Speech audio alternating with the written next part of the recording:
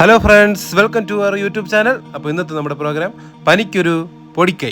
നമുക്ക് വീഡിയോയിലേക്ക് പോകാം.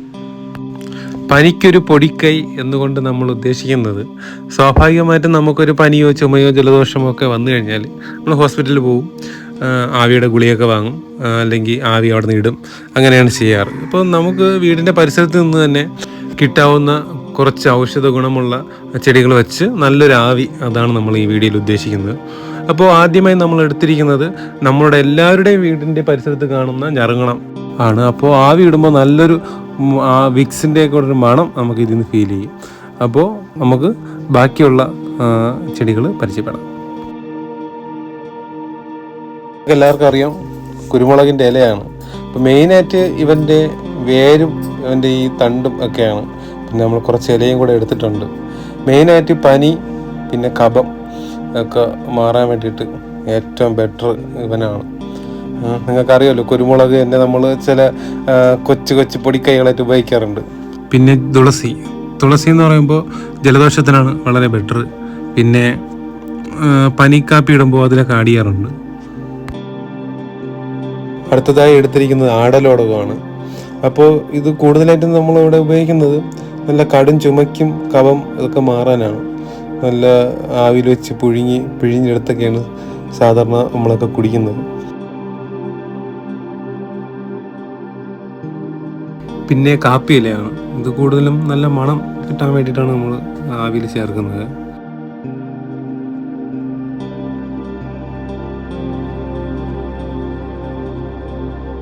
അടുത്തതായി കുഴിമുണ്ടൻ. ഇവൻ നമ്മുടെ വയറിൻ്റെ പ്രശ്നങ്ങൾക്ക് നല്ല ഒരു പരിഹാരമാണ്. പിന്നെ അടുത്ത് നെച്ചിയില. ഇത് നമ്മുടെ തലവേദനയ്ക്കൊക്കെ വളരെ നല്ലതാണ്. ജൂക്കാലി ഇല നല്ല മണം കിട്ടുന്നതിന് വേണ്ടിയിട്ടാണ് നമ്മൾ ഏറ്റവും കൂടുതലും ഇടുന്നത്. അടുത്തതായി നവരയില. പനിക്കൂർക്ക എന്നും അറിയപ്പെടുന്നുണ്ട്. പനിക്കാണ് ഏറ്റവും കൂടുതലായിട്ട് ഉപയോഗിക്കുന്നത്. നമ്മളൊരു മൺകലമാണ് എടുത്തിരിക്കുന്നത്. അപ്പോൾ അതിലൊരു 3/4 ഭാഗം നമ്മൾ വെള്ളം നിറയ്ക്കണം. മൺകല ആവുമ്പോൾ ഒരു കൂടുതൽ നേരം നമുക്ക് ആവി പിടിക്കാൻ പറ്റും, ചൂട് നിൽക്കും. അതാണ് മൺകല എടുക്കുന്നതിൻ്റെ മെയിൻ കാരണം.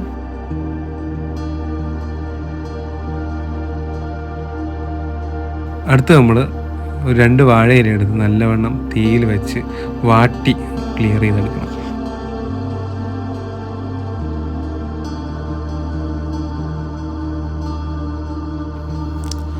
വാട്ടിയെടുത്ത വാഴയില നമ്മൾ മൺകലത്തിൻ്റെ മുകളിൽ വെച്ച് 2 വാഴയിലുണ്ട്. അപ്പോൾ അത് വെച്ച് വാഴവള്ളി കൊണ്ട് തന്നെ നമ്മൾ നല്ലവണ്ണം കെട്ടി ടൈറ്റ് ചെയ്യണം. അതായത് ഇതിനകത്തുള്ള ഒരു കുറച്ച് പുക പോലും എന്ത് ചെയ്യാൻ പാടില്ല, പുറത്ത് പോകാൻ പാടില്ല. എല്ലാം അതിനകത്ത് തന്നെ നിൽക്കണം. എന്നാൽ മാത്രമേ നമുക്ക് ആവി ഇടുമ്പോൾ ആ ഔഷധ ഗുണമുള്ള എല്ലാ ചെടികളുടെയും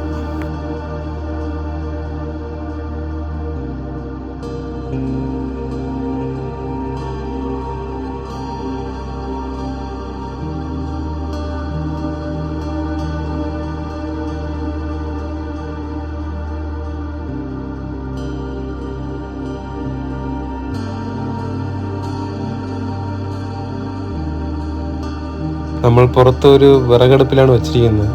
ഏകദേശം ഒരു 3/4 മണിക്കൂറോളം എടുക്കും ഇവനൊന്ന് നല്ലവണ്ണം ഒന്ന് തിളച്ച് ഭംഗിയായിട്ട് വരാൻ.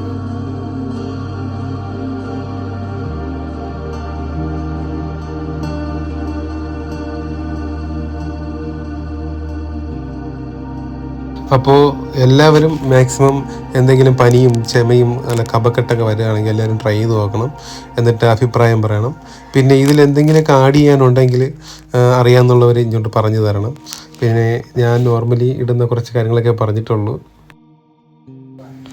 ആവി റെഡി ആയിട്ടുണ്ട്. അപ്പോൾ ആവിയിടാൻ നമ്മൾ പോവുകയാണ്. അപ്പോൾ അടുത്ത നല്ലൊരു വീഡിയോ ആയിട്ട് കാണാം.